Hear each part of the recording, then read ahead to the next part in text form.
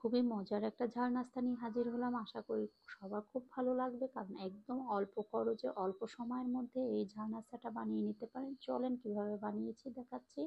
এখানে আমি 3 কাপ নিয়েছি ময়দা, চিনি দিয়ে দিলাম 2 চা চামচ আর লবণ দিয়ে এখন এটাকে একটু মিক্স করে নিলাম।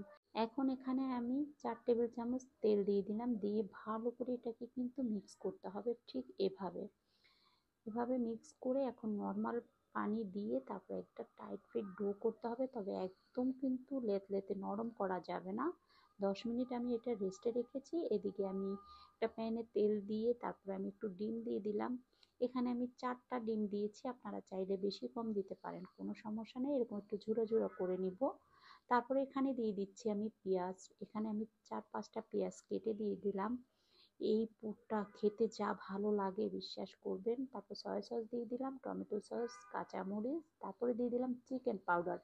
অবশ্যই এই চিকেন পাউডারটা দিতে হবে। ধনিয়া পাতা দিলাম, দিয়ে তারপরে কিন্তু এটা আমি নেড়ে দিলাম। এখন চিকেন পাউডারটা যদি না থাকে তাহলে স্কিপ করবেন, তখন আপনারা কিন্তু লবণ দিবেন। আমি এখানে চিকেন পাউডারটা দিয়েছি বলে আমি লবণ দেই নাই। এখন এখানে কর্নফ্লাওয়ার দিয়ে 1 টেবিল চামচ, তারপরে কিন্তু আমি এটাকে ভালো করে এভাবে মিক্স করে নিব, কারণ কর্নফ্লাওয়ারটা দিলে কিন্তু একটু আঠালো আঠালো হবে, পুরটা খেতে ভালো লাগবে।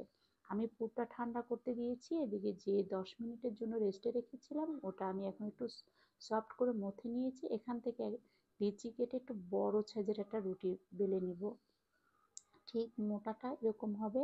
তারপরে আমি এই কুকি কাটার দিয়ে কেটে নিয়েছি, আপনারা চাইলে গ্লাস বা কোনো কিছু দিয়ে কেটে নিতে পারেন। এখন চারো সাইডে একটু পানি দিয়ে দিলাম।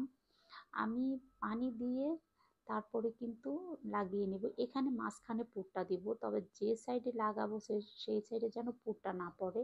ঠিক এভাবে টেনে টেনে দিবেন, দিয়ে তারপরে কিন্তু হাত দিয়ে এভাবে চেপে দিবেন যেন খুলে না যায়। ঠিক আমি যেভাবে বুটে নিচ্ছি ঠিক এভাবে ভাঁজ করে নেবেন। দেখবেন দেখতে খুব সুন্দর লাগবে আর খুব ঝটপট আপনার অল্প সময়ের মধ্যে একটা রুটি বেলে অনেকগুলা কিন্তু বানিয়ে নিতে পারবেন। দেখেন তো কত সুন্দর হয়েছে। সুন্দর না বলেন? এভাবে করে কিন্তু আপনারা এটা ফ্রোজেনও করতে পারবেন মাস জুড়ে। আমি কিন্তু এটা ফ্রোজেন কিভাবে করেছি সেটাও আপনাদেরকে দেখিয়ে দিব। আমি আর একটা দেখিয়ে দিচ্ছি। আশা করি এই রেসিপিগুলো ভালো লাগলে অবশ্যই আমার পেজটা ফলো করে দেবেন। একই নামে ইউটিউব চ্যানেল, চাইলে সাবস্ক্রাইব করে সাথে থাকবেন। এই যে দেখেন, এভাবে করে আমি সবগুলো নিয়ে নিলাম। কিছু আমি এখান থেকে মানে ফ্রোজেন করব। আর এখন আমি তেলটা মোটামুটি গরম করে তারপরে কিন্তু ছেড়েছি।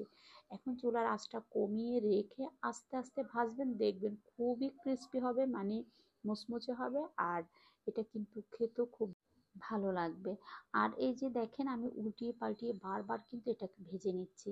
দেখেন এরকম গোল্ডেন একটা সুন্দর কালার আসলেই কিন্তু এটা এখন আমার হয়ে গেছে। এখন আমি এটা নামিয়ে ফেলবো। অবশ্যই তেলটা ভালো করে ঝরিয়ে নেবেন। এই যে দেখেন কত ঝটপট একটা সুন্দর নাস্তা হয়ে গেল না? এবার বাচ্চাদেরকেও আপনারা টিফিনে দিতে পারবেন, বিকেলেও আপনারা ভেজে খেতে পারবেন।